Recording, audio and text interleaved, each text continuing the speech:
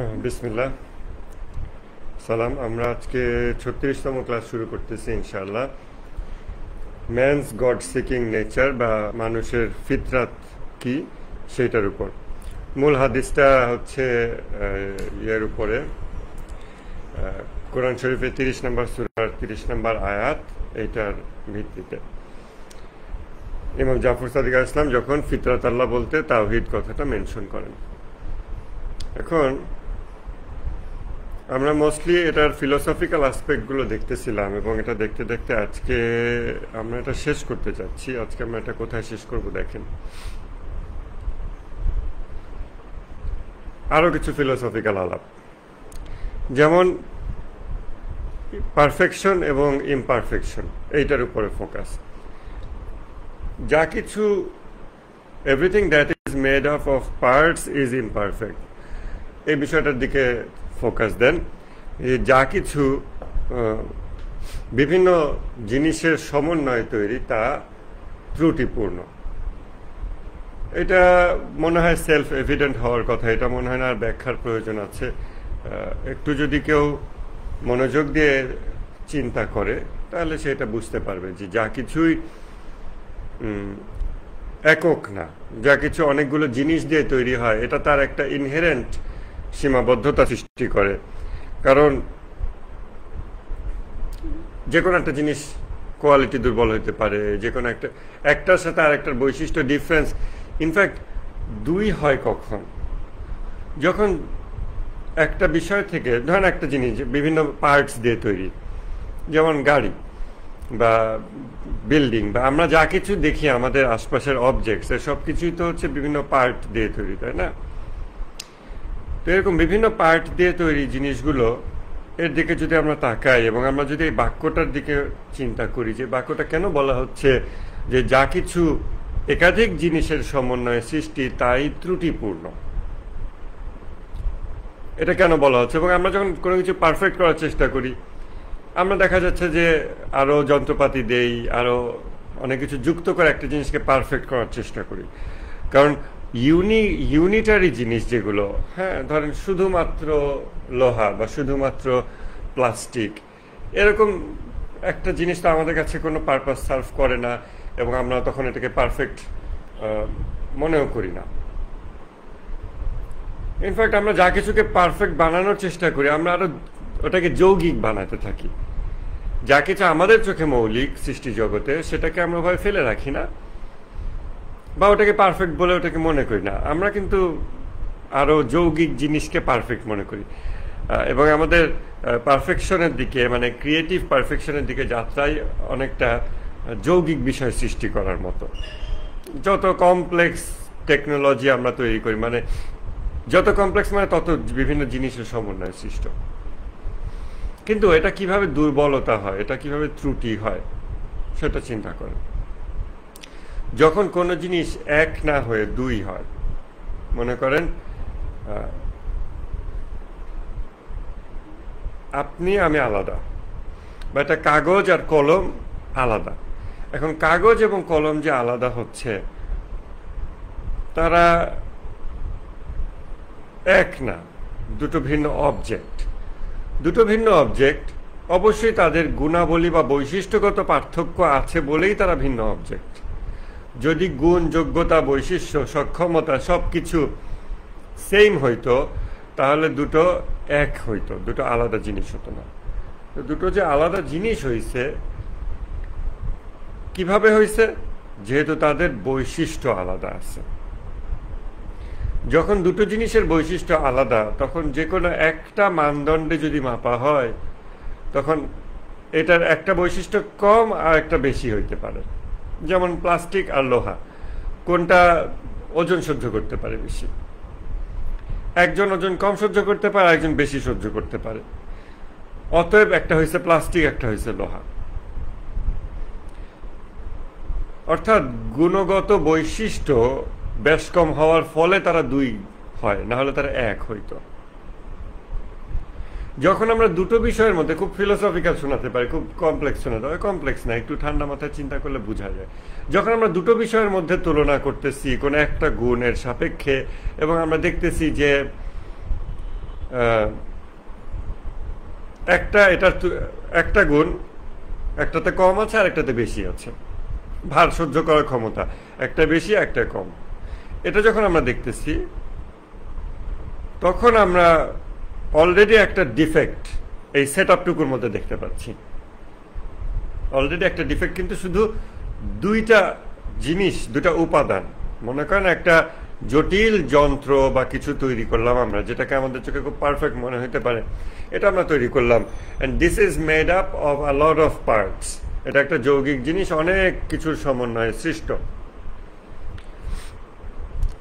এখন এই যৌগিক জিনিসটার ফাইনাল আউটপুট এর দিকে আমরা পরে যাই। এইটা আমরা শুধু দুটো উপাদানকে যদি তুলনা করি এবং দেখি যে একটার তুলনায় আর একটার কোনো একটা গুণ কম আছে, বা একটার তুলনায় একটার বেশি আছে, তার মানে অন্যটার কম আছে। তার মানে অলরেডি আমরা শুধু এইটুকু সেট আপের ভিতরে, অর্থাৎ এই দুটো বস্তুকে যখন আমরা কম্পেয়ার করতেছি, এই দুটোর ভিতরে এইটুকু বাউন্ডারির মধ্যে আমরা একটা সীমাবদ্ধতা খুঁজে পাচ্ছি, ত্রুটি, সীমাবদ্ধতা, ডিফেক্ট খুঁজে পাচ্ছি। যদি একটা বড় যৌগিক অস্তিত্বের ভিতরে শুধুমাত্র দুটো জিনিসের রিলেটিভ কম্প্যারিজনে আমরা ডিফেক্ট খুঁজে পাই, ত্রুটি, সীমাবদ্ধতা খুঁজে পাই, তাহলে ওই বড় যে যৌগিক জিনিসটা তার ভিতরেই সীমাবদ্ধতার অস্তিত্ব, ত্রুটি অস্তিত্বমান হয়। এটা তো বুঝতে পারছেন মনে হয়। অর্থাৎ আমাদের শরীর, পুরো একটা শরীর, অনেক কাজ করে এই শরীর, কিন্তু এই শরীরের মধ্যে এই দুটো বিষয়কে যদি আমরা একটার সাথে একটা তুলনা করি এবং দেখি একটার যোগ্যতা কম আর একটা যোগ্যতা বেশি, যেমন হাড় আর শরীরের মাংস, এই দুটো আমরা তুলনা করি, তখন আমরা দেখি যে একটার চেয়ে আর একটার যদিও ডিফারেন্ট ডিফারেন্ট পারপাস সার্ভ করে, কিন্তু একই পারপাস সার্ভ করতে গেলে দেখা যায় কেউ কম পারতেছে, কেউ বেশি পারতেছে। আঘাত সহ্যের ক্ষমতা মাংসের একরকম, হাড়ের আর একরকম। ভার বহনের ক্ষমতা মাংসের একরকম, হাড়ের আর একরকম। এই যে বিভিন্ন একই বিষয় দুটোই করে, কিন্তু একটু কম আর বেশি করে। অলরেডি শুধু এই দুটোর মধ্যে আমরা দেখতেছি, দুটোর দিকে তাকে আমরা দেখতেছি সীমাবদ্ধতা তৈরি হয়ে গেছে, ত্রুটি তৈরি হয়ে গেছে। মানে পারফেক্ট না, তার অপোজিট সামথিং। তখন আমরা বলি যে টোটাল যৌগিক অস্তিত্বের ভিতরেই সীমাবদ্ধতা আছে, ত্রুটি আছে। এই জিনিসটা আমরা চিন্তা দ্বারা বুঝতে পারি। অতএব এই দাবিটা প্রমাণিত হয় যে যা কিছু যৌগিক তাই অসম্পূর্ণ, ত্রুটিপূর্ণ, সীমাবদ্ধ, সীমিত। অর্থাৎ প্লুরালিটি মানেই সীমাবদ্ধতা, ডিফেক্ট, ইমপারফেকশন। বহুত্ব মানেই হলো ত্রুটি। মানুষের মধ্যে যে তাওহীদের চেতনা জন্মগতভাবে আছে, অস্তিত্বগতভাবে আছে, তার সৃষ্টিগতভাবেই সে এই চেতনার অধিকারী, এইটা তাকে পারফেকশনের দিকে ধাবিত করে। তাওহীদ মানে পারফেকশন। অতএব মানুষ অটোমেটিক্যালি প্লুরালিটিকে অপছন্দ করে, তার অস্তিত্ব প্লুরালিটিকে অপছন্দ করে, বহুত্বকে অপছন্দ করে। এটা তার ভিতরে ন্যাচারাল। যদিও আমাদের দেখা যায় যে আমরা বহুত্বকে আপাতত ভালোবাসতেছি, বাহ্যিকভাবে মনে হয় আমরা অনেক যৌগিক বিষয় সৃষ্টি করতেছি, আমরা অসংখ্য জিনিসপত্র জড়ো করতেছি যেটা যৌগিক। হ্যাঁ, এটার একটা কারণ হলো এই পৃথিবীটা নেচার এরকম। সেটা নিয়ে আমরা আজকে শেষ দিকে আলাপ করব। তবে আমরা পিওরলি ফিলোসফিক্যালি বুঝতে পারি যে ফিতরাত আল্লাহ, যার উপর আল্লাহ মানুষকে সৃষ্টি করেছেন, সেইটা তাওহীদ, এবং তাওহীদ হচ্ছে পারফেকশনের প্রতি ভালোবাসা। অতএব ইমপারফেক্ট, অসম্পূর্ণ, ত্রুটিপূর্ণ, খুঁত যুক্ত যা কিছু আছে, এর সব কিছুর প্রতি মানুষের অস্তিত্বগতভাবে একটা বিকর্ষণ কাজ করে। আর এই বিকর্ষণটাকেই আমরা ফিলোসফিক্যালি প্রুভ করতেছি, দেখতেছি। প্রিন্সিপাল অফ তাওহীদের মধ্যে এই জিনিসটা আছে, এই বিকর্ষণ এবং এই আকর্ষণ। এটাই তাওহীদের প্রিন্সিপাল, অর্থাৎ পারফেকশন, অনন্যতা, অবিভাজ্যতা, ত্রুটির ঊর্ধ্বে থাকা, এইটা হচ্ছে তাওহীদ। এইটার দিকে আমাদের আকর্ষণ, এইটা তাওহীদের প্রিন্সিপাল। এবং আরেকটা প্রিন্সিপাল হচ্ছে এর বিপরীত যা কিছু তার প্রতি বিকর্ষণ, এটাও তাওহীদের প্রিন্সিপাল। এটা গত ক্লাসেও একটু বলছি যে আসলে বিপরীত কিছু না থাকলে আমরা ইভেন কম্পেয়ার করতে পারতাম না, পারফেকশনের দিকে আমরা অগ্রসর হইতে পারতাম না। অথচ আমরা সবাই ফিল করি যে আমাদের পারফেকশনের দিকে অগ্রসর হওয়ার একটা ন্যাচারাল টেন্ডেন্সি আছে। আমরা আরো যে কোনো কিছুকে পারফেক্ট করতে চাই। কিভাবে পারফেক্ট করি? কারণ আমরা তুলনা করি, তুলনা করে কোনো একটা জিনিসকে আমরা ডিফেক্টেড বলি, ত্রুটিপূর্ণ বলি। অতএব এই দুইটা কনসেপ্টই আমাদের ভিতরে আছে, দুটোর একটা যদি মিসিং থাকতো তাহলে আমরা অগ্রসর হইতে পারতাম না তুলনার মাধ্যমে। আর অগ্রসর হওয়া মানেই, বুদ্ধিমান প্রাণীর অগ্রসর হওয়া মানেই সে যেই অবস্থা থেকে যেই অবস্থায় উত্তরণ ঘটে সে আগের অবস্থার সাপেক্ষে পরবর্তী অবস্থাকে তুলনা করতে সক্ষম এবং এর পরিবর্তন মাপতে সক্ষম, এবং তখনই সে দেখে যে এই নতুন অবস্থা উন্নততর এবং পূর্ববর্তী অবস্থা তুলনামূলক অনুন্নত ছিল। অর্থাৎ হিউম্যান ইন্টেলেক্ট বলে যা কিছু আমরা বুঝি, কম্প্যারিজন বিষয়টা এর কোরে আছে। এবং কম্প্যারিজন মানে হচ্ছে পরস্পর বিপরীত বিষয়ের অস্তিত্ব থাকতে হবে এবং ডিগ্রিজ অফ ভ্যালু এইটার অস্তিত্ব থাকতে হবে। এবং ডিগ্রিজ অফ ভ্যালু মানে একটা পারফেক্ট, ওটার তুলনায় একটা ইমপারফেক্ট। তারপর যেটাকে এখন পারফেক্ট বলতেছি এটা দুই দিন পর ইমপারফেক্ট হয়, আরো পারফেকশনের দিকে আগে। সো একটা হচ্ছে ডিগ্রিজ অফ ভ্যালু, একটা হচ্ছে অপোজিট বিষয়। দুটো সূক্ষ্ম পার্থক্য আছে। ইমিডিয়েটলি এটা আপনাদের চিন্তা যদি না আসে ইটস ওকে, কিন্তু এই জিনিসটা আসলে হিউম্যান ইন্টেলেক্ট বলতে আমরা যা কিছু বুঝি এর সত্তাগত বিষয়, এটা থেকে এটাকে আলাদা করা সম্ভব না। অতএব তাওহীদ যা মানুষের ফিতরাত, তার ভিতরেই লাভ অফ পারফেকশন আর হেট অফ ইমপারফেকশন এই জিনিসটা আছে। এটা তাওহীদের প্রিন্সিপাল, মূলনীতি। আকর্ষণ এবং বিকর্ষণ, নিখুঁত, পরম নিখুঁতের প্রতি আকর্ষণ এবং খুঁতযুক্ত বা ত্রুটিপূর্ণ বিষয়ের প্রতি বিকর্ষণ, এটা মানুষের সত্তাগত, এটাই তাওহীদের প্রিন্সিপাল। এরপর ইমাম খোমেনি এখানে সূরা ইখলাসের ভাষাগত ব্যাখ্যার মাধ্যমে আলোচনা করছেন যে সূরা ইখলাস কিভাবে লজ অফ হিউম্যান নেচার এবং ঐশী অস্তিত্বের যে বৈশিষ্ট্য এটা নিয়ে আলোচনা করে। ওই আলোচনাটা আমি এখানে উপস্থাপন করতেছি না, ভাষাগত কিছু বিষয়, এটা আপনারা চাইলে দেখে নিতে পারেন। সূরা ইখলাসের প্রতি একটা ভিন্ন দৃষ্টিভঙ্গি অর্জিত হবে। সংক্ষেপে বলা যায় যে সূরা ইখলাস যে কুল হু আল্লাহু আহাদ বিসমিল্লাহির রহমানির রহিম, কুল হু আল্লাহু আহাদ, এই যে হুয়া আল্লাহু আহাদ, এই প্রতিটা শব্দর দিকে মনোযোগ দিলে তখন মানুষ দেখতে পায় যে এইখানে আল্লাহর পারফেকশনকেই তুলে ধরা হচ্ছে এবং ইমপারফেকশন থেকে আল্লাহকে আলাদা করা হচ্ছে। বলা হচ্ছে যে আল্লাহ সকল ত্রুটির ঊর্ধ্বে, সীমাবদ্ধতার ঊর্ধ্বে, তিনি কারো উপর নির্ভরশীল না, বরং সকল অস্তিত্ব তার উপর নির্ভরশীল। তিনি অনন্য, তিনি আহাদ, তিনি একক, তিনি অনন্য,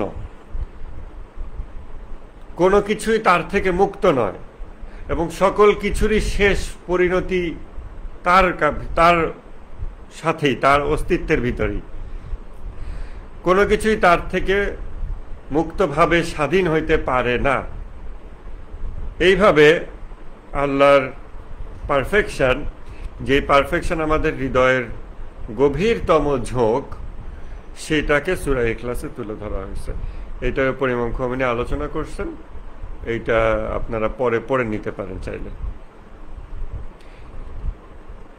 এরপরে আরেকটা বিষয় যেটা লাস্ট ইমাম খোমেনি আলোচনা করছেন সেটা হচ্ছে যে পুনরুত্থানের যেই ধারণা, এইটা যে মানুষের সত্তাগত বিষয়, এটা আলোচনা করছেন। মূলত একদম প্রথমে এই বিষয়টাতে ইমাম খোমেনি 7টা জিনিস মনে হয় বলছেন, 1 2 3 4 5 6 7, হ্যাঁ, গড গিভেন ইনস্টিংক্ট, 7টা গড গিভেন ইনস্টিংক্টের কথা এখানে ইমাম খোমেনি বলছেন, যেটা আপনার আমার শুনলে মনে হবে কই এটা তো আমাদের ইনস্টিংক্টিভ না, এটা আমাদের তো ন্যাচারাল না। কিরকম? Believe in the source of everything, সকল কিছুর উৎসের বিশ্বাস। Believe in the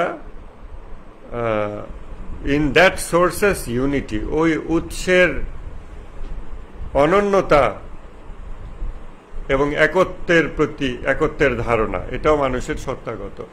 believe in his perfection, এবং তিনি যে নিখুঁত এইটার যে ধারণা, এটাও আমাদের ভিতরে সত্তাগত। পুনরুত্থান দিবসের ধারণা আমাদের ভিতরে সত্তাগত, অস্তিত্বগত। এতে আস্তিক নাস্তিক কোনো পার্থক্য নাই, সকল মানুষের ভিতরে এটা সত্তাগত। তারপরে নবুয়তে ঈমান, নবুয়তের ধারণা, এটা সকল মানুষের ভিতরে সত্তাগত। আপনার আমার অলরেডি মনে হচ্ছে এটা কিভাবে সত্তাগত হইতে পারে। তারপরে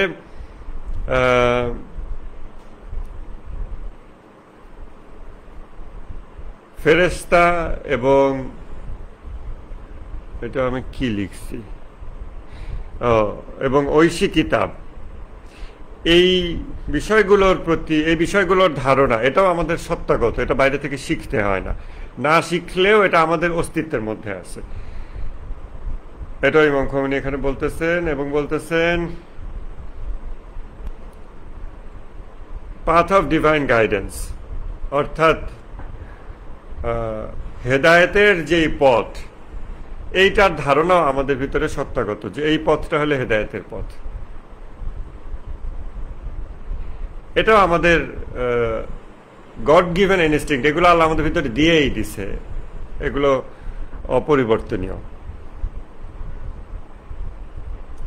এখন এইগুলো কিভাবে আল্লাহ দিয়ে দিছে সব মানুষের ভিতরে, আস্তিক নাস্তিক সবার ভিতরে দিয়ে দিছে। কই নবুয়ত, তারপরে পুনরুত্থান দিবস, এরকম। তো তাওহীদের বিষয়টা আমরা মনে হয় বেশ সহজে বুঝতে পারছি, যে মানুষ আসলে উৎসের সন্ধান করা মানুষের জন্মগত বৈশিষ্ট্য। মানুষ উৎস সন্ধান করে। ছোট একটা বাচ্চা একটা সাউন্ড শুনলে ওইদিকে মাথাটা ঘুরায়, সে ওই শব্দের উৎস দেখার চেষ্টা করে। পিঁপড়া লাইন হেঁটে যাচ্ছে, সে ওইটা ট্রেইল ফলো করার চেষ্টা করে।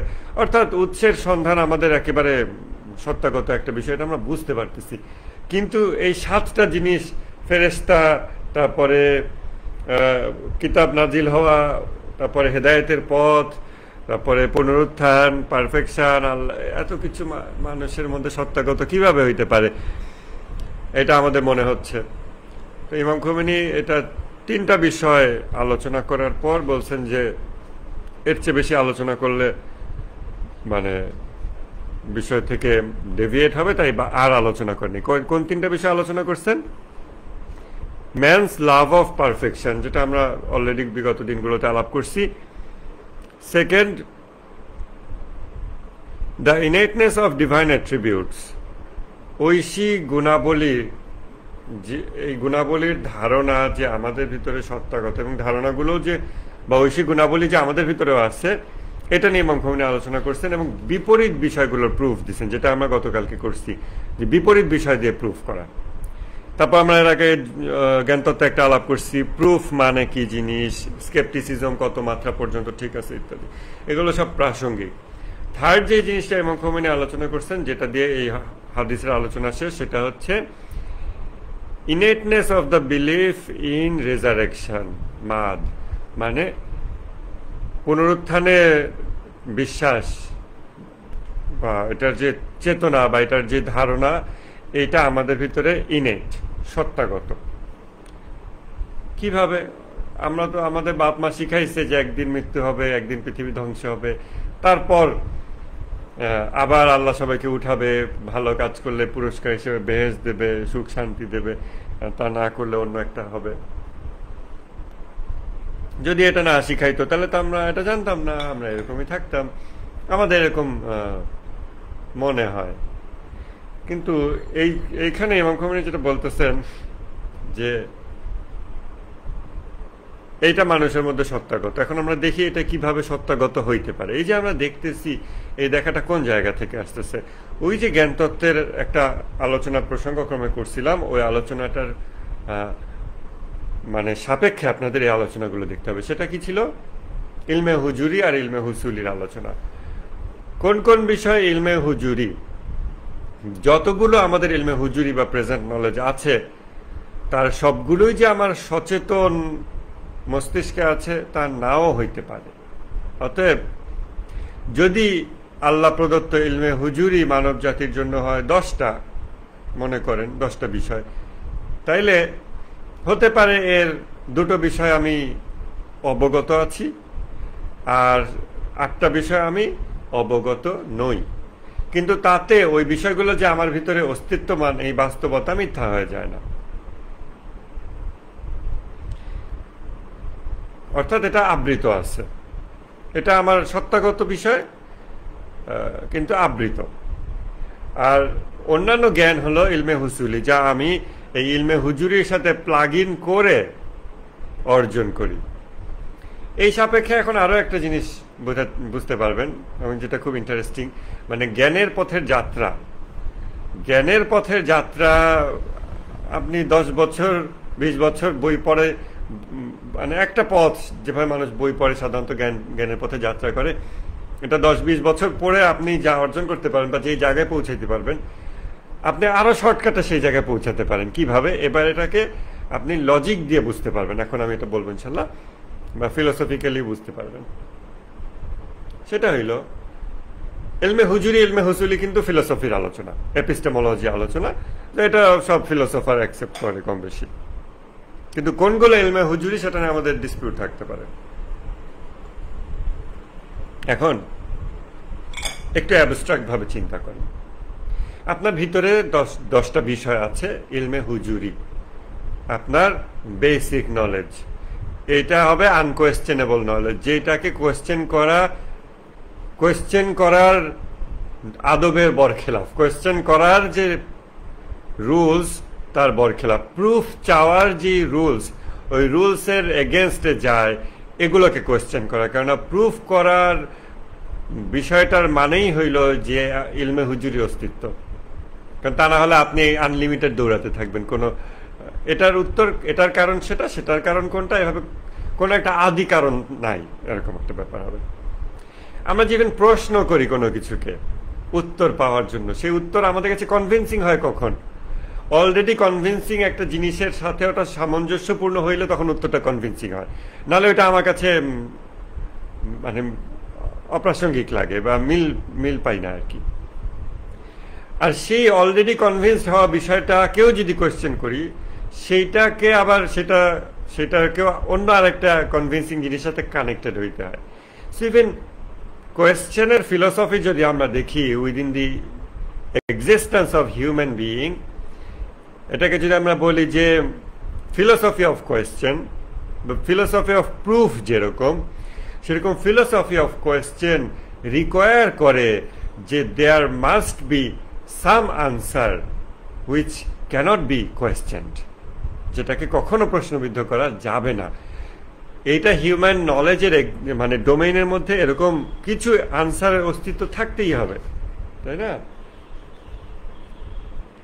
এই বিষয়টা একটু আমি লিখে রাখি, কারণ এটা আপনাদের পরবর্তীতে একটা আমাদের চশমার মতো এটা লাগবে। হ্যাঁ, যে ফিলোসফি অফ অ্যানালজি এরকম একবার আলোচনা করছিলাম, সেরকম একটা জরুরি একটা বিষয়। আপনারা নোট করে নিতে পারেন।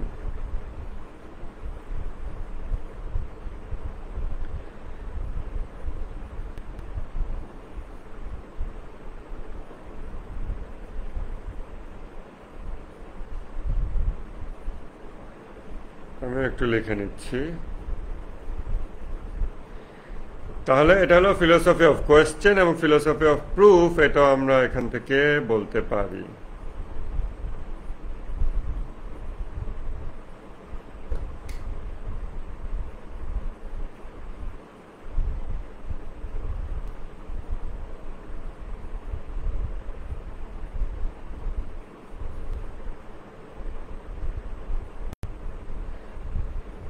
এবং সেখান থেকে আমরা লিমিটস অফ স্কেপটিসিজম এটা আমরা আলাপ করছি। ওকে, তাহলে আমরা কই কই যেন থামলাম, সেটা হচ্ছে question for the sake of answer, for the sake of achieving some answer. এই কোয়েশ্চেনের ফিলোসফি রিকোয়ার করে যে হিউম্যান নলেজ ডোমেইনের মধ্যে কিছু আনকোয়েশ্চেনেবল নলেজ বা আনসার থাকতে হবে, এবং প্রুফ বিষয়টার ফিলোসফি রিকোয়ার করে যে হিউম্যান এক্সিস্টেন্সের ভিতরে প্রুফ রিকোয়ার করে না এমন কিছু নলেজ থাকতে হবে। এই দুটো বিষয় দ্বারা আমরা জ্ঞানকে অন্যভাবে দেখতে পাই।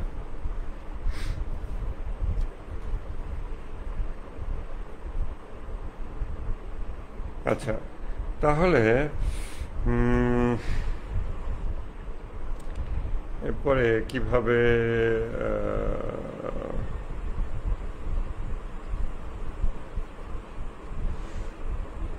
একটু সময় দেন আমাকে।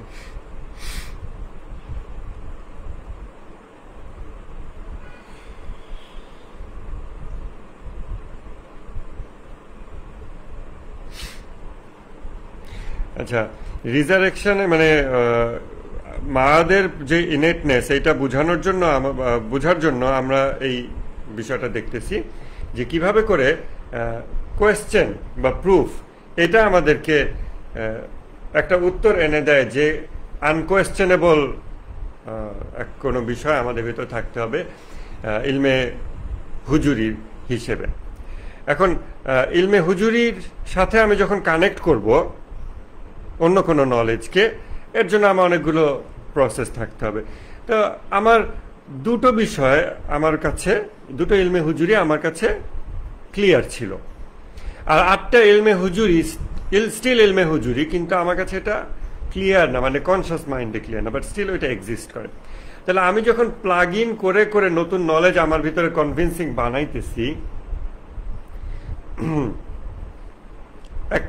দুটো নলেজ আছে, তার সাথে আর দুটা নলেজ কানেক্ট করতেছি, একটু অ্যাবস্ট্রাক্ট ভাবে চিন্তা করেন, তার সাথে আরো দুটা নলেজ কানেক্ট করতেছি, এভাবে করে বই পড়তেছি, যুক্তি এটা ওটা দিয়ে জ্ঞান বৃদ্ধি করতেছি, এভাবে আমি 10 বছর 20 বছর পড়াশোনা করতেছি। এরপর আমি টোটাল জ্ঞানের জগৎ থেকে যা কিছু অর্জন করতে পারলাম, যদি আমার যাত্রার শুরুটাই হইতো এরকম যে মানুষের ইলমে হুজুরি 10টা ধরে নিছি, 10টা, এর মধ্যে 10টাই আমার কাছে পরিষ্কার, তখন আমার জ্ঞানের যাত্রাপথ ভিন্ন হইতো, জ্ঞানের যাত্রাপথ ভিন্ন হতো। এবং আরেকজন মানুষ যার কাছে মাত্র দুটো বিষয় পরিষ্কার, যার জ্ঞানের জগতে, তার জ্ঞানের যাত্রা, কারণ সে ওই দুটোর সাথে কানেক্ট করে করে অনেক কিছু জ্ঞান অর্জন করতেছে, আর আমি কানেক্ট করতেছি 10টা ইলমে হুজুরির সাথে, তো তার তুলনায় আমার স্পিড অনেক বেশি হবে, এবং আমি অনেক বেশি সংখ্যক জ্ঞান জড়ো করতে পারবো। ইনফ্যাক্ট মানুষের দ্বারা যত জ্ঞান জড়ো করা সম্ভব তা আমার দ্বারা অনেক দ্রুত করা পসিবল হবে ওই ব্যক্তির তুলনায় যে ব্যক্তি আমার চেয়ে কম ইলমে হুজুরি সম্পর্কে অবগত।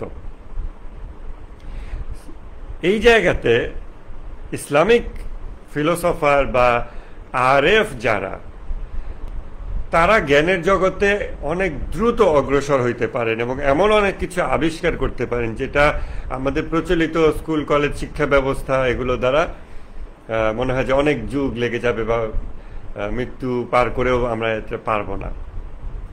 কারণ আমরা হয়তো একটা বা দুইটা জিনিসকে ইনেট নেচার হিসেবে নিয়ে শুরু করি, তারপর ওইটাকে ব্যবহার করে আর একটা প্রশ্নের উত্তর, সেই দুটোকে ব্যবহার করে আর একটা প্রশ্নের উত্তর, এই তিনটাকে ব্যবহার করে আর একটা উত্তর, এভাবে একটু একটু করে। আরো সহজ উদাহরণ দিয়ে কিভাবে বোঝানো যায়, যদি আপনার ইলমে হুজুরি একটাকে ব্যবহার করে আপনি অ্যাট এ টাইম একটা জ্ঞান অর্জন করতে পারেন এবং সেই জ্ঞানটা অকাট্য জ্ঞান, ওই জ্ঞানটা আর কোয়েশ্চেন করা হবে না, মানে সলিড জ্ঞান।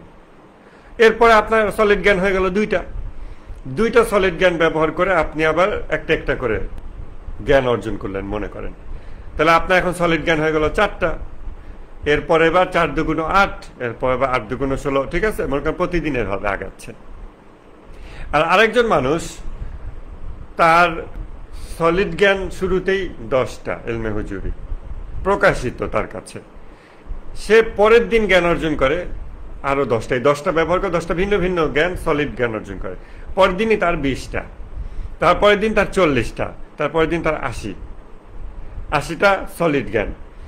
আর এই ব্যক্তির প্রথমে একটা ব্যবহার করে পরের দিন 2টা, তারপরের দিন 4টা, তারপরের দিন 8টা।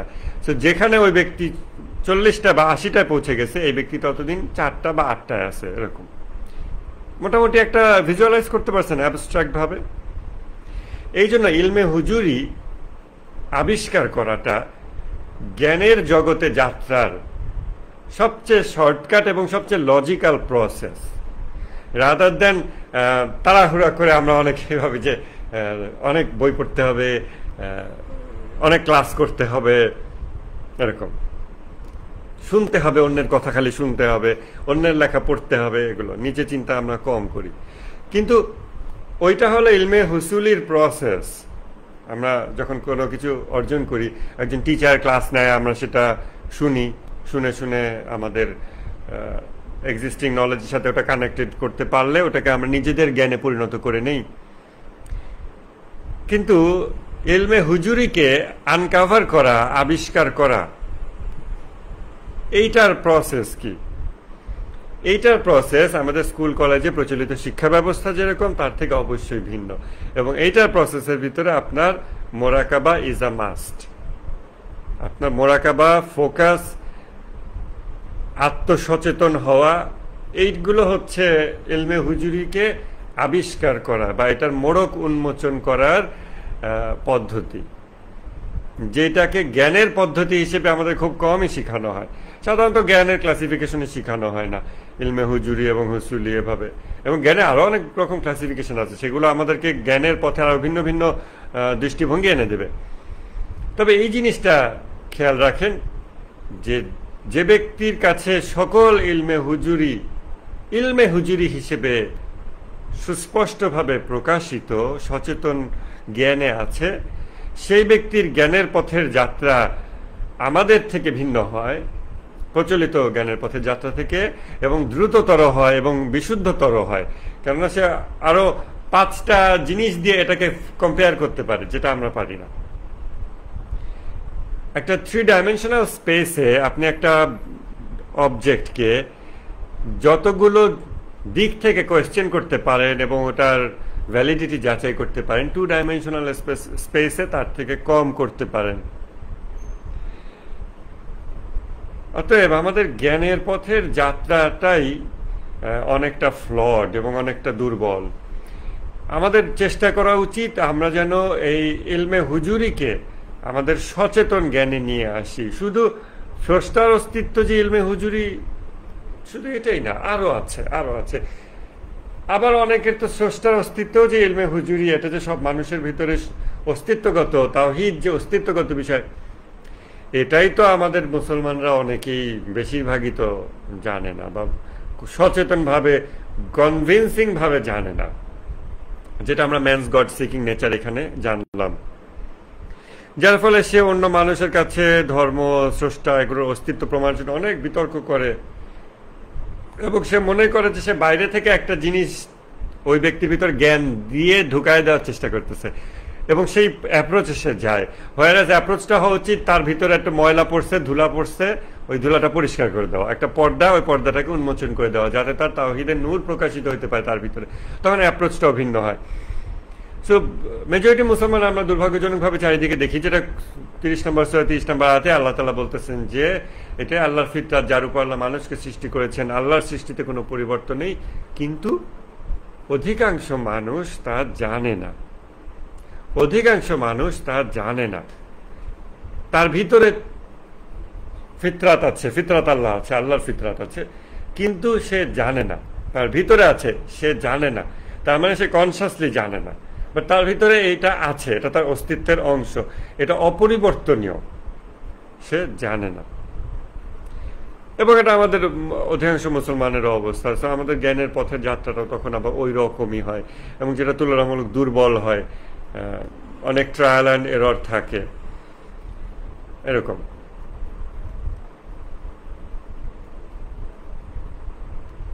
আমরা এখন তৃতীয় বিষয়টা একটু দেখি। সবগুলো বিষয় ইমাম খোমেনি এখন আলোচনাও করেননি, বাট এটা আমাদের একটা খুব ইন্ট্রিগিং বিষয় যে ইলমে হুজুরিকে আমাদের চোখে স্পষ্ট জ্ঞান হিসেবে উপস্থিত করা, এর মাধ্যমে আমরা সামগ্রিক ধর্মীয়, আধ্যাত্মিক, রাজনৈতিক, দুনিয়াবি সকল জ্ঞানের পথে আমরা অনেক দ্রুত গতিতে আগাইতে পারবো, যেটা নর্মালি সম্ভব না। যদি কেউ রিয়েলি লাভার অফ নলেজ হয়, সে এটা নিয়ে চিন্তা করবে এবং সে অবশ্যই ইলমে হুজুরিকে আনকাভার করার প্রসেসগুলো নিয়ে প্রচেষ্টা করবে। আমরা দেখব মাদ বা পুনরুত্থানের যে ধারণা, এটা কিভাবে অস্তিত্বগত হয়, মানুষের ফিতরাতের মধ্যে আছে, সত্তাগত। দুটো জিনিস মানুষের সত্তাগত, এটা আমাদের জেনে রাখতে হবে। এক হলো মানুষের লাভ অফ কমফর্ট, আর একটা হলো লাভ অফ ফ্রিডম, স্বাধীনতার প্রতি ভালোবাসা, যে আমি কোনো কিছু দ্বারা বন্দী থাকবো না, আমি মুক্ত হব, মুক্ত থাকব, এই ব্যাপারটা, এবং আরাম প্রিয়তা, এই দুটোই যে মানুষের ভিতরে সত্তাগত, এটা আমরা দিয়ে কথাটা শুরু করি। এইটাকে আর আমরা প্রুভ করব না। এইটা যদি প্রুভ করা লাগে তাহলে আমার মনে হয় যে সেই ব্যক্তির বুদ্ধিতেই একটা ত্রুটি তৈরি হয়েছে। কারণ মানুষের স্বাধীনতা, যে অনেকে বলে যে মানুষ কি স্বাধীনভাবে কাজ করে নাকি আল্লাহ জোর করে সব করায়, এইটা হচ্ছে ফালতু অহেতুক ডিবেট। এই ডিবেটের কোনো মানে হয় না। কারণ স্বাধীনতা হচ্ছে আমাদের ইলমে হুজুরি। আমরা স্বাধীনতাকে ডিরেক্টলি সেন্স করতে পারি, ফিল করতে পারি। এটা প্রুফ দরকার হয় না যে মানুষ হলো স্বাধীন চেতা একটা প্রাণী, এটা প্রুফ করার দরকার হয় না। যদি কেউ বলে এটা প্রুফ করা লাগবে, তাহলে ওই যে মানে মূর্খ একটা অবস্থা। তবে এই মূর্খতা থেকে বের করে আনার জন্য আমরা অবশ্যই নিজেদেরকে হেল্প করার চেষ্টা করব, কারণ আমাদের সেই রকম অনেক মূর্খতা আছে, যেটা ইমাম খোমেনি এই ম্যানস গড সিকিং নেচার আলোচনার মধ্যে আমাদেরকে ওই ইলমে হুজুরি সম্পর্কে অবগত করতেছেন, যুক্তি দিয়ে, ব্যাখ্যা দিয়ে, বুঝাই দিয়ে। তো অতএব অন্য কারোর যদি এরকম মৌলিক বিষয় যেগুলো ইলমে হুজুরি, এরকম বিষয় কেউ যদি স্কেপটিক থাকে, তাহলে তাকে আমরা যে জাস্ট মূর্খ, অতএব কলু সালাম, আমরা এভাবে আচরণ করতে পারবো না। যদি সব দিক দিয়ে হয়, শুধুমাত্র ওই ক্ষেত্রে সম্ভব, স্টিল আমরা ওইটা বুঝতে পারি না। কারণ আমি কি নিজেই জানি যে আমার প্রেজেন্ট নলেজ, ইলমে হুজুরি যত আল্লাহ তাআলা বরাদ্দ করছেন মানুষের জন্য, অর্থাৎ বেসিক যেই নলেজ, আনচেঞ্জেবল নলেজ আমাদের ভিতরে, এর সব কি আমার কাছে উন্মোচিত? অতএব আমি যদি এই টোটাল ইলমে হুজুরি, যেটা অবশ্যই সংখ্যায় কম হবে, যেটা এখানে ইমাম খোমেনি 7টা লিস্ট দিচ্ছেন, যেটা আমরা বলি যে ইমানে মুফাসসাল বলে যেটাকে, ওরকম। তো এই বিষয়গুলোর মধ্যে আমার হয়তো 2টা নলেজ আমার কাছে ক্লিয়ার, বাকিগুলো ক্লিয়ার না। আমি দেখতেছি এই 2টা ওই আরেকজনের সাথে বিতর্ক করতেছি, সে এটা বুঝতেছে না, সেগুলোকে প্রশ্ন করে, সে স্রষ্টা অস্তিত্বকে প্রশ্ন করে। আমি বললাম যে স্রষ্টা অস্তিত্বকে প্রশ্ন করাটা তো ইলমে হুজুরির এগেনস্টে, কারণ তাওহীদ হলো ইলমে হুজুরি, মানুষের ভিতরে প্রেজেন্ট এটা। এখন তুমি এটাকে কোশ্চেন করতেছো, তুমি মূর্খ, তো আমি তোমার সাথে এনগেজ করবো না। এইটা আমি যে বলতেছি, মেবি তার ভিতর অন্য কোনো ইলমে হুজুরি প্রকাশিত আছে, কিন্তু আমি আবার এটা দেখতেছি না। যদি দেখতাম, ওটা ব্যবহার করে আমি তার এই পর্দার থেকে, তাকে এই আবরণ থেকে তাকে মুক্ত করতাম। কারণ প্রেজেন্ট নলেজগুলো বাইরে থেকে আসে না, ওটা ইলমে হুসুলি, যা অর্জিতব্য জ্ঞান মানুষ হাসিল করে, যেটা ওটা হলো বাইরে থেকে আসে। আর ইলমে হুজুরি যা হলো হাজির বা প্রেজেন্ট তার ভিতর, ওটা তো ভিতরেই থাকে। তো ইলমে হুজুরি সম্পর্কে যখন কেউ আনঅ্যাওয়ার থাকে, অনবগত থাকে তখন সেটা আসলে পর্দা আচ্ছন্ন থাকে। এখন আমার ভিতরে কিছু পর্দা আচ্ছন্ন, আরেকজনের ভিতরে অন্য কিছু পর্দা আচ্ছন্ন। এখন আমি তো আসলে সবগুলো সম্পর্কে অবগতই না, এই জন্য আমি অন্যকে যাচাই করে বলতে পারবো না যে তুমি মূর্খ, তোমার সাথে আমি এনগেজ করবো না। এই জন্য ধৈর্য ধারণ করা উচিত যে কোনো মানুষের সাথে, একেবারে সুস্পষ্ট বিষয়। অনেকে দেখেন না, আল্লাহ কি মানুষকে বাধ্য করে সব কাজ করায়, তাকদীর, ভাগ্য, এগুলো নিয়ে অহেতুক বিতর্কে লিপ্ত প্রচুর মানুষ, বই লেখে, এই করে সেই করে, এগুলো অনর্থক আলাপ। এবং রাসূল সাল্লাল্লাহু আলাইহি ওয়াসাল্লাম এটা নিয়ে বেশি বিতর্ক করতে নিষেধ করছেন, এই বিষয়ে হাদিসও আছে। তার মানে এই না যে আমাদের ভুল জ্ঞান নিয়ে বসে থাকতে হবে, অথবা মনে করে নিতে হবে যে আল্লাহ সব লিখে রেখে দিছে, অথবা আল্লাহ সব পৃথিবীর সব ঘটনা আল্লাহ করায়, এরকম এটা মনে করে নিতে হবে তা না। কিছু আমার কাছে সুস্পষ্ট না হলে আমার ওটা আই ডোন্ট নো ক্যাটেগরিতে রাখা উচিত, বাট একটা উল্টাপাল্টা ধারণা করে নিয়ে বসে থাকা উচিত না। তো এইভাবে আমাদের একটু আদব বজায় রাখা উচিত যে কোনো মানুষের সাথে। যাই হোক, ওই বিষয়টা বাদ রেখে আমরা মানুষের পুনরুত্থানের ধারণা যে মানুষের ভিতরে ইলমে হুজুরি, এটা যার মানে প্রমাণের অপেক্ষা রাখে না, এটা আমরা এখন প্রমাণ করব। কেন? কারণ হয়তো আমাদের কাছে এটা অপ্রকাশিত, মানে আমাদের ভিতরে জ্ঞানটা আছে কিন্তু অপ্রকাশিত, অর্থাৎ পর্দাচ্ছন্ন বা আবৃত। আমরা চেষ্টা করব ওই যে ফিলোসফি অফ কোয়েশ্চেন এবং ফিলোসফি অফ প্রুফ আমরা যেটা আলাপ করছি, একইভাবে আমরা দেখার চেষ্টা করব যে হিউম্যান নেচারের ভিতরের একটা বিষয় কিভাবে রিকোয়ার করে যে পুনরুত্থান বলে কিছুর অস্তিত্ব থাকতেই হবে। বিসমিল্লাহ। দুটো জিনিস আমাদের ভিতরে সত্তাগত, এটা আমাদের জেনে রাখা দরকার। এক হলো লাভ অফ ফ্রিডম, স্বাধীনতার ভালোবাসা বা স্বাধীনতার থাকা, এটা চাওয়া, এবং কমফোর্ট বা আরাম প্রিয়তা। এই দুটো মানুষের সত্তাগত। এখন এটা নিয়ে আর বিস্তারিত ক্লাস করার দরকার নাই। কারো যদি এগুলো নিয়ে কিছু ডিপ থিঙ্কিং থেকে কোয়েশ্চেন তৈরি হয় যে লাভ অফ কমফোর্ট তো সবার মধ্যে সত্তাগত না, মনে হয় এটা নবীর মধ্যে সত্তাগত না, বা আহলে বাইত তারা বা আল্লাহর প্রিয় বান্দা যারা, তারা তো দুনিয়াতে আনন্দ থেকে, আরাম থেকে দূরে থাকার চেষ্টা করছেন, সো এটা কিভাবে সত্তাগত হয়? এটা অনেক প্রশ্ন আপনাদের মধ্যে আসতে পারে, আসলে সেটা নিয়ে আমরা পরবর্তীতে আলাপ করতে পারবো, অসুবিধা নাই। বাট আমরা দাবি করছি যে লাভ অফ কমফর্ট এবং লাভ অফ ফ্রিডম, এই দুটো জিনিস হচ্ছে মানুষের মধ্যে সত্তাগত। এরপর আমরা দেখি এই সত্তাগত দুটো বিষয় পুনরুত্থানকে কিভাবে রিকোয়ার করে। আমি একটু ইংলিশে বাক্যটা পড়ে শোনাই, তারপরে বাংলা করতে একটু টাফ হবে, তাহলে আপনারা বুঝতে পারবেন, তারপর আমরা এটার উপর এক্সপ্যান্ড করব। There should be a world in the realm of existence where man's will can be influential and whose material forces are not opposed to the dictates of the human will. এই যে মানুষের ভিতরে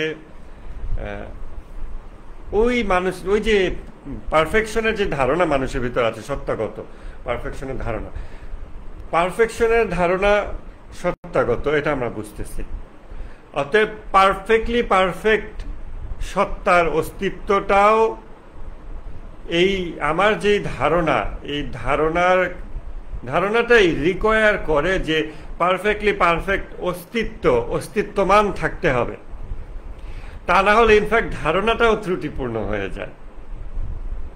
এই বাক্যগুলো খুব ঠান্ডা মাথায় চিন্তা করে বোঝা লাগবে, এবং এরকমও হতে পারে এগুলো বুঝছি এক সময়, পরে আবার মাথায় গোলমাল হয়ে গেছে, এটা হইতে পারে। বাট বোঝার চেষ্টা করেন, পারফেকশনের যে ধারণা আমাদের ভিতর আছে, এইটা শুধু আমার মাথার মধ্যে। তো এটা যদি মাথাটার ইলেকট্রিক সিগন্যাল শাটডাউন করে দেওয়া হয়, তার ধারণাটা অস্তিত্বহীন হয়ে যায়, তাহলে তো পারফেক্টলি পারফেক্ট ধারণা হইল না। পারফেক্টলি কারণ সে তো আমার উপর নির্ভরশীল, আমি তো ইমপারফেক্ট, আবার তাকে শাটডাউন করে ফেলা যায়।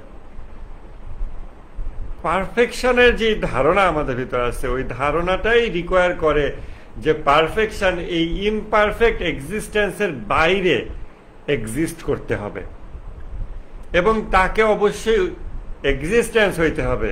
আমার মতো জাস্ট কনসেপ্ট হইলে হবে না, কনসেপশন না, ধারণা না, তাকে রিয়েল হইতে হবে। পারফেকশন ব্যক্তি বস্তু সেটা না, perfection itself must be something very much real.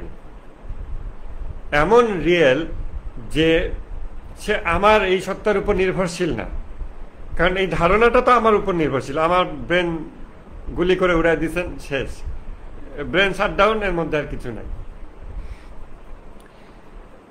ওইটা যেভাবে রিকোয়ার করে যে একদম বাস্তব পারফেক্ট এক্সিস্টেন্সের অস্তিত্ব থাকতেই হবে, তা না হলে বাই ডেফিনিশন পারফেকশনের কনসেপ্টই আর পারফেক্ট হয় না।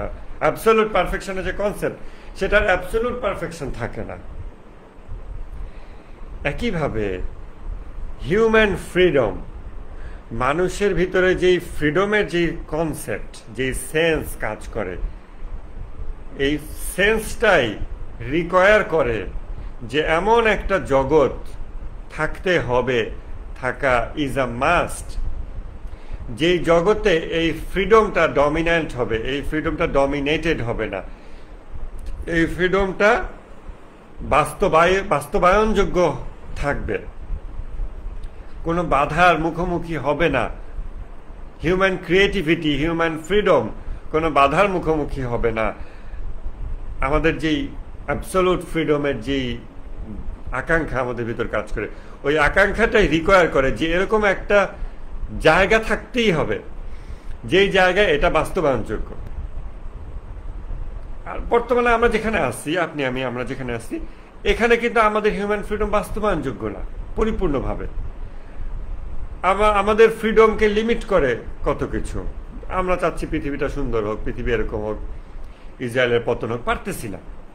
আমাদের ফ্রিডম লিমিটেড, আমাদের ফ্রি উইল, আমাদের যেই স্বাধীন চিন্তা, আমাদের স্বপ্ন কল্পনা পরিপূর্ণ বাস্তবায়ন করতে পারতেছি না। অনেক মানুষ বাধা দিচ্ছে, যদি বাধা না দিত ভালো হইতো। তারপর মানুষ বাধা দেওয়া ছাড়াও বস্তু জগৎ আমার ইচ্ছাকে বাধা দেয়। তো আমার ইচ্ছা আপনার সাথে দেখা করা, বস্তু জগৎ আমার ইচ্ছার বাস্তবায়ন হতে দিচ্ছে না, বাস্তবায়ন হতে দেয় তার ইচ্ছা অনুযায়ী। যে তোমার দেখা করতে হলে তোমাকে এই মাটি ব্যবহার করে অভিকর্ষ স্তরণকে রেসপেক্ট করে, তারপর তোমাকে হেঁটে হেঁটে বা গাড়ি ব্যবহার করে তোমাকে আলোর গতির চেয়ে কম গতিতে তারপর তার কাছে যেতে হবে। এই যে তারা আমার স্বাধীনতার উপর বল প্রয়োগ করতেছে। আমি চাওয়া মাত্র আপনার কাছে যেতে পারতেছি না। যেতে হলে আমাকে কত কিছু ওদের বস্তু জগতের ইচ্ছার বা তাদের দেওয়ার রেস্ট্রিকশনের অধীনে আমার ইচ্ছার বাস্তবায়ন করতে হয়, এবং আমার ইচ্ছাকে আমি এদের সাথে কনফ্লিক্টিং হিসেবে দেখতে পাই, এবং আমার ভিতরের চেতনা হচ্ছে এই কনফ্লিক্টটা না থাকুক। যদি আমি ঠেকায় পড়ে মেনে নেই, যে জেদ করে তো লাভ নাই, পানির উপর দিয়ে তো হাঁটা যাবে না, ঠেকায় পড়ে মেনে নেই বটে, কিন্তু মনে হয় যদি আমার ডানা থাকতো আমি উড়ে যেতাম, বা চোখ বন্ধ করলে আমি যেখানে মন চায় সেখানে হাজির হয়ে যেতে পারতাম ম্যাজিক্যালি। আমাদের অনেক ছোটবেলাতে সব ইমাজিনেশন বেশি থাকে, বড় হতে হতে মানুষ দুনিয়ার বাস্তবতা মেনে নিতে নিতে যখন শুরু করে, তখন দুনিয়া আবার লাথি মেরে তাকে বের করে দেয়, কবরে পাঠিয়ে দেয়। তা দুনিয়ার কাছে মাথা নত করে লাভ হলো কি? যেই দিন মাথা নত করেছে ওই দিনই কবরে চলে গেছে। তো ওই রকম মেনে নেওয়া খুব একটা ভালো হবে না, বরং ওই যে হিউম্যান ফ্রিডম, ফ্রি উইল, আমরা অনেক ক্রিয়েটিভ, হিউম্যান ক্রিয়েটিভিটি, এইগুলো যেই রকম ব্যাকুলতা ভিতরে আছে, ওই ব্যাকুলতাই রিকোয়ার করে যে এগুলোর বাস্তবায়নযোগ্য হতে হবে। অতএব এমন একটা জগৎ থাকতে হবে যেখানে এই হিউম্যান ফ্রিডম, ফ্রি উইল থাকবে, কিন্তু জগৎটা এরকম হবে না। ফিজিক্স কেমিস্ট্রির আইন এর দ্বারা আমি লিমিটেড থাকবো তা হবে না, বরং আমার আদেশ ওরা মেনে চলবে। কুন ফায়া কুন, যেটা বেহেশতবাসীকে দেওয়া হবে। প্রথম হাদিসে ইমাম খোমেনি এটা আলোচনা করছেন। অতএব বেহেশতের অস্তিত্ব, অতএব আরেকটা জগতের অস্তিত্ব যেখানে এই মানুষ থাকবে একই, এই আপনি আমি একই মানুষই থাকবো, কিন্তু জাস্ট আমরা যখন এক দেশ থেকে আরেক দেশে যাই বা এক জায়গা থেকে এক জায়গায় যাই, আমরা মরু এলাকা থেকে বরফ পড়ে এমন এলাকায় গেলে সবকিছু একটু ভিন্ন ভিন্ন লাগে না? আবার বরফের এলাকা থেকে মরু এলাকায় গেলে একটু ভিন্ন ভিন্ন লাগে। আবার বাংলাদেশের মতো নাতিশীতোষ্ণ এলাকায় গাছপালা সবুজ এলাকায় গেলে আরেক রকম লাগে, আরো ডিফারেন্ট। এরকম এক জায়গা থেকে এক জায়গায় চলে যাওয়া, কিন্তু human freedom, human free will, এইটা একই থাকা, একই হিউম্যান থাকা। আর হিউম্যানের আলোচনাটা কিন্তু আগে করছি, নার্ভস কিন্তু কন্টিনিউ হয়, বস্তু দেহ পরিবর্তন হয়। তো সে আরেকটা বস্তু দেহ পাবে, আমরা আরেকটা বস্তু দেহ পাবো ইনশাল্লাহ, যেখানে ওই বস্তু দেহকে আমরা কমান্ড করবো যেভাবে সে ওটা মেনে চলবে। এখন তো আমাদের শরীরের ইচ্ছা অনুযায়ী চলতে হয়, ক্ষুধা লাগে তখন খেতে হয়, ইচ্ছা না হলো কাজে ডুবে আসি, ঘুম পেয়ে যায়, ঘুমাতে হয়, শরীরের ইচ্ছার কাছে আমি বাধা পড়ে যাই, এরকম হয়। তখন আমার ইচ্ছা বাস্তবায়ন হবে, তখন মানে সেইখানে, সেই জায়গায়, এরকম জায়গায় অস্তিত্ব থাকতেই হবে, যেহেতু কনসেপ্টের অস্তিত্ব এখানে আছে, অ্যাবসলিউট ফ্রিডম, ফ্রি উইল। এটা কনসেপ্টের অস্তিত্ব থাকার মানেই হচ্ছে ওরকম বাস্তবায়নযোগ্য জায়গার অস্তিত্ব থাকা। তা না হলে ইভেন এই কনসেপ্টটাই ত্রুটিপূর্ণ হয়ে যেত। কিন্তু আমরা তো ফিল করি কনসেপ্টটাকে ত্রুটিপূর্ণ না, ত্রুটিপূর্ণ হিসেবে ফিল করি না। এবং একইভাবে কমফোর্ট, লাভ অফ কমফোর্ট, আমরা পরিপূর্ণ আরাম পছন্দ করি, চাই। সেটা যেই উপায়ে করব সেটার ব্যাপারে আমাদের পছন্দ অপছন্দ থাকতে পারে। আমরা খারাপ উপায়ে আরাম অর্জন করতে চাই না, কারণ আমাদের মরাল সেন্স ওটা বলে না, ওটা এগেনস্টে। আমরা ভালো থাকতেও চাই, আবার আরামও চাই। কিন্তু এই পৃথিবীতে দেখেন, আমরা ভালো মানুষ আবার অনেক আরাম চাই, দুটোই আমাদের ভিতরে কাজ করে। ওই যে ইসলামিক বিল গেটস পাত্র চায় অনেকে, হ্যাঁ, বাট এটা কিন্তু মানে খারাপ না, মানে মানুষ আরাম থাকবে, মানুষ ভালোও থাকবে, ভালো মানুষ হবে। কিন্তু আমরা দেখি যে এই জগতে এটা বাস্তবায়ন কঠিন, কিন্তু এটার যে চাওয়াটা আমাদের ভিতরে তো আছে, এটা আমাদের ভিতরে সত্তাগত চাওয়াটা, এবং এটা পারফেক্ট সিনারিও। কিন্তু একজন মানুষ ভালো মানুষ, একজন মানুষ তার আরামায়েশের ব্যবস্থা আছে, সে 1000 জন মানুষকে উপকার করতে পারে প্রয়োজনে, তার এই পরিমাণ আর্থিক সক্ষমতা আছে, এটা কতই না ভালো একটা পারফেক্ট একটা পিকচার। তা নাহলে একজন ভিক্ষুক, তার কাছে সে ভিক্ষা চাইলো, সে ভিক্ষাও দিতে পারলো না, এটা তো পারফেক্ট হইল না।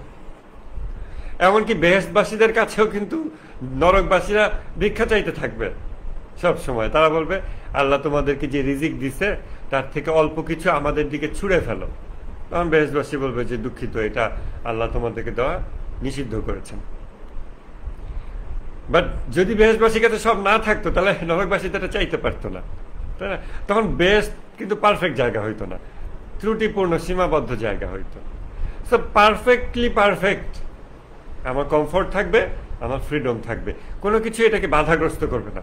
আবার আমি পাপীও হব না, আমি মানুষের উপর জুলুম করে জালেমও হব না, স্টিল আমি এরকম হব। কিন্তু পৃথিবীতে আমরা যখন এটা বাস্তবায়ন করতে যাই, তখন আমরা দেখি দুনিয়ার খুব কম মানুষই পারছে, যে অনেক সম্পদের অধিকারী হয়েছে, আরামায়েশের অধিকারী হয়েছে, আবার নৈতিকভাবে জীবনযাপন করছে এবং স্বাধীনভাবে জীবনযাপন করছে। কেউ তাকে তার স্বাধীনতায় হস্তক্ষেপ করেনি, এমনকি খারাপ লোকেরও এসে হস্তক্ষেপ করেনি, সেটা আমরা পাই না। তো সে ভালো মানুষ, ভালো উপায় অনেক ইনকাম করছে, খারাপ লোকরা এসে তাকে হত্যা করে, তার উপর জুলুম করে, তার পরিবার পরিজনকে টর্চার করে, এরকম দেখি।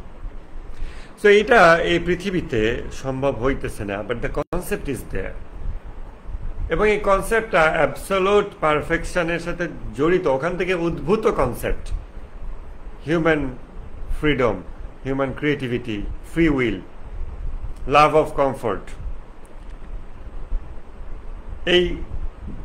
The very existence of these concepts within the existence of human being necessitates that there must be some world or some realm of existence where human freedom and human creativity will be able to flourish to the fullest potential, will not be hindered by materialistic limitations. বুঝা গেছে? এই জিনিসটাই এখানে ইমাম Khomeini আলোচনা করছেন, যে there should be a world in the realm of existence where man's will can be influential যেটা কিন্তু এই জগতে ইনফ্লুয়েন্সিয়াল না। আমরা কল্পনা করলেই চাঁদ দ্বিখণ্ডিত হয়ে যায় না, অথবা কল্পনা করলেই গাজা পুনরুদ্ধার হয়ে ঠিক হয়ে যাচ্ছে না, জাস্ট স্বপ্ন দেখতেছি। বাস্তবায়ন করতে অনেক মেহনত করতে হবে, আমরা জানি। Can be influential, man's will can be influential, and whose material forces are not opposed to the dictates of the human will. আমাদের ইচ্ছা আমরা গাজাকে পুনর্গঠন করব, বাট পুনর্গঠন করতে তো আবার ইট বালু সিমেন্ট কত কত সময় লাগবে না? যদি একটা ক্লিক দিতাম আর সব পুনর্গঠন হয়ে যেত, আরো ভালো হইতো। কিন্তু আমরা বস্তু জগতের লিমিটেশন দ্বারা আমার ইচ্ছা আটকায় যাচ্ছে, ব্যাহত হচ্ছে। এমন কোনো একটা জগৎ অবশ্যই থাকতে হবে যে জগতে এটা বাধাগ্রস্ত হবে না। তারপরে ইমাম খোমেনি বলতেছেন, love of comfort and love of freedom, two natural টেন্ডেন্সিস, দুইটা আমাদের ন্যাচারাল টেন্ডেন্সি, প্রবণতা। আমরা কিন্তু ওই যে মেগা একটা সিলেবাস তৈরি করতেছি, আপনারা অনেকে দেখছেন, ওই সিলেবাসে আমরা জ্ঞানের বিভিন্ন শাস্ত্র শাখা এগুলোকে কিভাবে ক্লাসিফাই করছি এবং বাইনারি ক্লাসিফিকেশনে গেছি। ওটা আপাতত 2D আছে, পরে আমরা 3D করবো ইনশাল্লাহ। ওইটা একদম গোড়া কিন্তু হলো man's love of perfection. Man is a perfectionist animal, মানুষ হলো পারফেকশনিস্ট প্রাণী। এটা দিয়ে আমরা শুরু করছি, এটা হলো একমুখী, এটা সকল মানুষের জন্য সেম। তখন পারফেকশন কোথায় সে খোঁজে, সে কি, তারপর এক্সিস্টেন্সে ক্লাসিফিকেশন করছি, এভাবে ক্লাসিফিকেশনে আগায় গেছি। ওই যে মানুষের একমুখী ঝোঁক, আমরা শুরুতে একটা জিনিস দিচ্ছি যেটা সবার জন্য সেম, এটা আসলে মানুষের সত্তাগত ইলমে হুজুরি কিন্তু আরো অনেকগুলো, 7টা যদি হয় মিনিমাম, বা আরো বেশি হয়তো, তাহলে আমাদের ওই সিলেবাসের শুরুতে রাখতে হবে 7টা জিনিস বা 10টা জিনিস, যে এগুলো আস্তিক নাস্তিক, ধার্মিক অধার্মিক, হিন্দু মুসলিম, শিক্ষিত অশিক্ষিত, বর্বর সভ্য, সবার মধ্যে সেম। এই 7টা প্রবণতা, 10টা প্রবণতা, একমুখী প্রবণতা সবার ভিতর। তারপর ওখান থেকে আমরা ক্লাসিফিকেশনে চলে যাব। বাট ওইটা অনেক কমপ্লেক্স হবে। আমার মনে হয় ক্লাসিফিকেশন দেখানোর এবং বোঝার লোক আমরা নিজেরা ছাড়া আর কয়টা পাবো। দেখা যাক আমরা ওটা কতদূর করতে পারি। কিন্তু এখানে এটাকে দুইটা ন্যাচারাল টেন্ডেন্সি বলা হয়েছে, যে man's love of comfort and love of freedom. এই দুইটা ন্যাচারাল টেন্ডেন্সি, ধার্মিক অধার্মিক, সভ্য শিক্ষিত বর্বর অসভ্য, সবার ভিতরে সেম। এই দুইটা আল্লাহ তাআলা আমাদের অপরিবর্তনীয় যেই নেচার বা ফিতরাত, এর ভিতরে আল্লাহ তাআলা এটাকে এমবেডেড করে দিয়েছেন, যুক্ত করে দিয়েছেন। এটাকে আর বিচ্ছিন্ন করা যাবে না। এই দুটো হচ্ছে মানুষের দুটো ডানার মতো, যেই দুটো ডানা ব্যবহার করে সে 7 আসমান পাড়ি দেয় এবং সে আল্লাহর নৈকট্য লাভ করে। এটা হলো দুটো ডানা। এবং তখন এই বস্তু জগৎকে সে ওই পথে ব্যবহার করে, যে বস্তু জগৎ আমাকে 100% কমফোর্ট দেওয়ার পথে বাধা, এবং আমার 100% ফ্রিডম অর্জনের পথে বাধা। আমি খুব দ্রুতই ওই জগতে যাব যেখানে আমি আমার স্বাধীন ইচ্ছাকে বাস্তবায়ন করতে পারবো। এই ফিজিক্স কেমিস্ট্রির এই রুলস দ্বারা আমি বাধাগ্রস্ত থাকবো না, যেটার কিছুটা হিন্টস আমরা পাই কিন্তু স্বপ্নের জগতে, নাফসের জগতে। যখন আমরা ঘুমাই ওই জগতে কিন্তু আমরা বস্তুকে ডমিনেট করি, আমাদের ওখানকার বস্তু দেহকে কিন্তু আমরা ডমিনেট করি, আমাদের ইচ্ছা ডমিনেট করে, যার ফলে এটা নিয়ে অনেকবার আলোচনা করা হয়েছে। ঘুম থেকে ওঠার পর কিন্তু আমরা আবার এখানে আটকা পড়ি, এখানকার রুলস রেগুলেশনের মধ্যে আটকা পড়ি। সো তখন এইগুলো বোঝার পর একটা মানুষের কাছে এটা আরো বাস্তব হয়ে ওঠে যে আমি এই দুনিয়ার লিমিটেশন, রেস্ট্রিকশন এবং এই কষ্টের দুনিয়া, এটা থেকে আমি দ্রুত চলে যাব সেইখানে যেখানে আমি এগুলোকে বাস্তবায়ন করতে পারবো।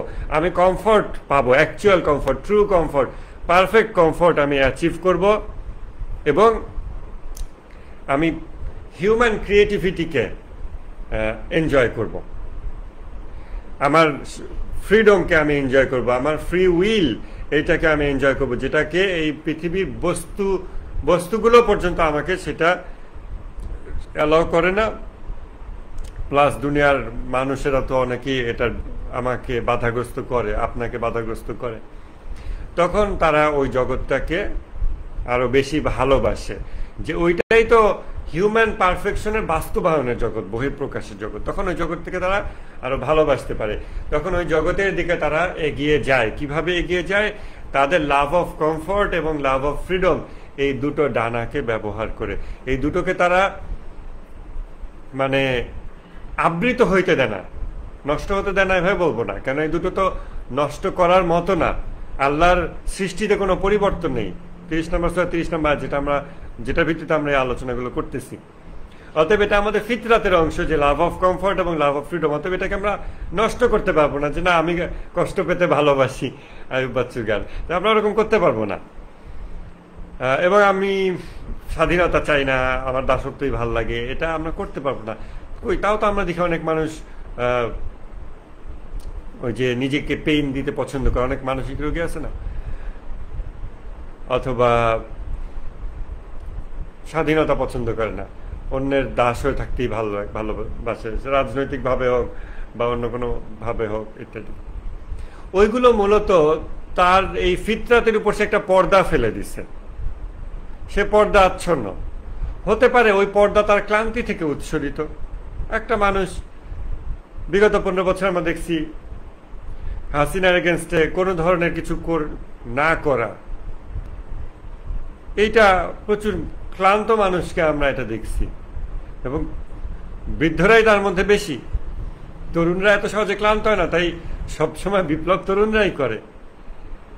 বৃদ্ধরা ক্লান্ত হয়ে যায়, যার ফলে তারা মেনে নেয়। তারা হাসিনার দেখেন কিভাবে কত সাংবাদিক, বুদ্ধিজীবী, লেখক, এরকম তারা কত পুরুষ মানুষ যাদের নিজেদের বউ বাচ্চা আছে, সংসার আছে, তারা কতটা নির্লজ্জের মতো হাসিনাকে তোষামত করতো ক্যামেরার সামনে, যেগুলো তার বউ বাচ্চারা দেখতো। তাদের কি খারাপ লাগতো না যে আমি একটা পুরুষ মানুষ, আমি একটা পরিবার চালাই, আমি স্বাধীন, আমি আজাদ, আমি দুনিয়ার সবার সাথে যুদ্ধ করে আমার পরিবারকে আমি খেদমত করবো, সার্ভ করবো, আমি সেই দায়িত্বে অধিষ্ঠিত ব্যক্তি। আমি সেখানে এক ডাইনি বুড়ির পা চাটতেছি, এরকম আমার ফ্যামিলি সেটা দেখতেছে। এটা একটা মানে অপমানজনক বিষয়। এই পুরুষগুলো কেমন পুরুষ, তাতে কি সেটা ফিল হইতো না, খারাপ লাগতো না?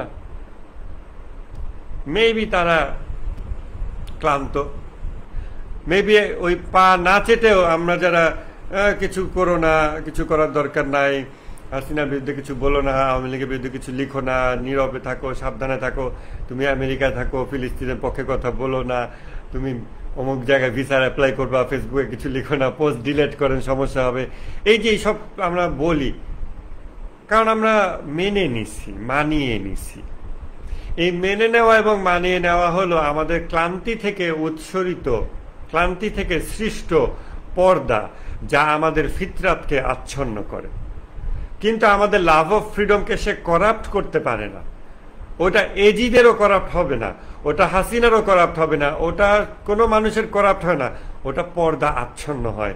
যা কিছু ফিতরাত, আল্লাহ তাআলা বলছেন আল্লাহর সৃষ্টিতে কোনো পরিবর্তন নেই। ফিতরাত আল্লাহ, যার উপর তিনি মানুষ সৃষ্টি করেছেন। অতএব এগুলো কিন্তু করাপ্ট করা যায় না, এগুলোকে পর্দা আচ্ছন্ন করা হয়। এবং আমরা যে কারাপ্টেড বলি মানুষকে, তা অনেকটাই হলো মূলত ওই মূল গুণ তার ভিতরে আছে, কিন্তু পর্দা আচ্ছন্ন হয়ে গেছে। হ্যাঁ, হতে পারে কারো কারো এটা এমন পর্দা আচ্ছন্ন হয়েছে যেটা নবী রাসূল এসেও তাকে ওই পর্দা থেকে বের করতে পারবে না, ওই আচ্ছন্ন অবস্থা থেকে তাকে উদ্ধার করতে পারবে না, সেটা হইতে পারে। কিন্তু মূল ফিতরাত অপরিবর্তনীয়ভাবে ভিতরে থেকে যায়। আমরা এরকম প্রচুর ক্লান্ত মানুষকে দেখি যারা জালিমের জুলুমকে বিভিন্ন অপব্যাখ্যা দিয়ে, আত্মপ্রতারণা করে এগুলোকে জাস্টিফাই করে এবং মেনে নেয়। তারা হিউম্যান ফ্রিডম, এটাকে তারা পর্দা আচ্ছন্ন করছে, এবং তাদের এইসব অপযুক্তিতে আপনার বা আমার কোনোভাবেই মানে আমাদের পথ থেকে সরে যাওয়া উচিত নয়, বা ওইগুলোকে গ্রহণ করা উচিত নয়। বরং আমাদের বোঝা উচিত যে তারা হলো ক্লান্ত পথিক, যারা এখন আর চলার শক্তি নাই বলে এইটা মানিয়ে নেওয়ার চেষ্টা করতেছে। ইরানি ইসলামী বিপ্লবের সময় ইমাম খোমেনি একটা কথা বলছিলেন যে গোটা ইরানি জাতীয় যদি থেমে যায়, আমি একলা এগিয়ে যাব এবং আমার দায়িত্ব আমি পালন করবই। This is human freedom. এইটা হচ্ছে অনাবৃত ফিতরাত, যে আমার স্বাধীনতা আমি বাস্তবায়ন করবই, আমি করবই। এত অজুহাত ব্যাখ্যা এই পৃথিবীতে টিকে থাকার জন্য, যে পৃথিবী তোমাকে বের করে দেবে, কবরে পাঠিয়ে দেবে, তুমি মরে যাবাই। এবং এই ব্যক্তি জানে যে পারফেক্টলি পারফেক্ট একটা ওয়ার্ল্ড আছে যেখানে আমার ইচ্ছা আমি বাস্তবায়ন করতে পারবো। সে আমার ভয় কিসের? এখানে আমি ইচ্ছা বাস্তবায়নকারী যদি না হই, ওখানেও তো আমি ইচ্ছা বাস্তবায়নকারী হইতে পারবো না। অতএব এখানেও সে স্বাধীন, সে আজাদ মানুষ, এবং সে তার ইচ্ছা বাস্তবায়নকারী হয়, এবং সে এখানেও কমফোর্টকে ভালোবাসে, এবং এখানেও সে কমফোর্ট, স্থায়ী কমফোর্টের ব্যবস্থা করে। এই জন্য সে জালিমের এগেনস্টে যুদ্ধ করে, এবং এই যুদ্ধের মাধ্যমে যে সে ওইখানেও কমফোর্ট পাবে এটাও সে এনশিওর করে, এবং ওই যুদ্ধের পথে সে সম্পূর্ণরূপে স্বাধীন আজাদ মানুষের মতো এগিয়ে যায়। কোনো ভয় ভীতি দ্বারা সে বিচলিত হয় না এবং থেমে যায় না। কেন? কারণ এইখানে সে ফ্রিডমের চর্চা করে, এই আশায় যে ওই জগতেও সে ফ্রিডম চর্চাকারী থাকতে পারবে, এবং ওই জগতেও সে কমফোর্টের মধ্যে বসবাস করতে পারবে। এই জন্য সে হিজবুল্লাহ হয়, এই জন্য সে মুজাহিদ হয়, সে জিহাদকারী হয়। ইমাম খোমেনি বলছেন, আমাদের দায়িত্ব হলো কাজ করে যাওয়া। যদি বিজয় লাভ করতে পারি তো ভালো, আর যদি তা নাও পারি তবুও দায়িত্ব তো পালন করা হইল। আর এই দায়িত্ব পালনের জন্য আপনি 100% নিজের ফ্রিডমকে ব্যবহার করবেন, সব রকম দায়িত্ব। নিজের ফ্রিডমকে কোনো কিছু দ্বারা এরকম আবৃত হইতে দিবেন না, এবং নিজের গোল এবং চোখ এবং দৃষ্টিভঙ্গি রাখবেন ওই জগতের সাথে কানেক্টেড। তখন আপনার ফ্রিডম আপনি ট্রুলি এক্সারসাইজ করতে পারবেন। এবং একটা পর্যায়ে এসে, যেমন আজকে 15 বছর পর হাসিনার উৎখাতের পর, হয়তো আমাদের মানে বৃদ্ধ জেনারেশনে অনেকেই হয়তো নিজের কাছে লজ্জাবোধ করতেছেন যে তরুণ জেনারেশন তারা জালিমের বিরুদ্ধে কথা বলছে, অথচ আমরা তাদের অভিভাবক জেনারেশন হয়ে আমরা জালিমের বিরুদ্ধে কথা বলিনি, মানিয়ে নিছি। এখন আমরা এই তরুণদের কাছে কিভাবে মুখ দেখাবো? হয়তো এরকম লজ্জাবোধ করতেছেন। এবং আপনারা আজকে যারা তরুণ আছেন, বা যারা তারুণ্য শেষ করে বার্ধক্যের দিকে আগানো শুরু করছেন, যে বয়সে যে থাকেন না কেন, প্রত্যেক বয়সে আপনার ফ্রিডম এক্সারসাইজ করার কিছু সুযোগ আছে। সেই সুযোগগুলো কাজে লাগায় চিন্তা করেন যে আপনার ফিতরাতকে আপনি কোনো কিছু দ্বারাই আবৃত হইতে দেবেন না, কারো দ্বারাই আবৃত হইতে দেবেন না। আপনি আজাদ মানুষ হিসেবে থাকবেন। তা আজকে এই আলাপের মাধ্যমে ইনশাল্লাহ আমরা ম্যানস গড সিকিং নেচার বা মানুষের ফিতরাত, এইটার আলোচনা শেষ করতেছি। আগামী দিনগুলোতে আমরা অন্যান্য আলোচনা কন্টিনিউ করব, এবং সামারিগুলো নিয়ে আগাবো ইনশাল্লাহ। আপনারা যদি এখন কিছু কোয়েশ্চেন আনসার করতে চান, আমরা সেটা করতে পারি।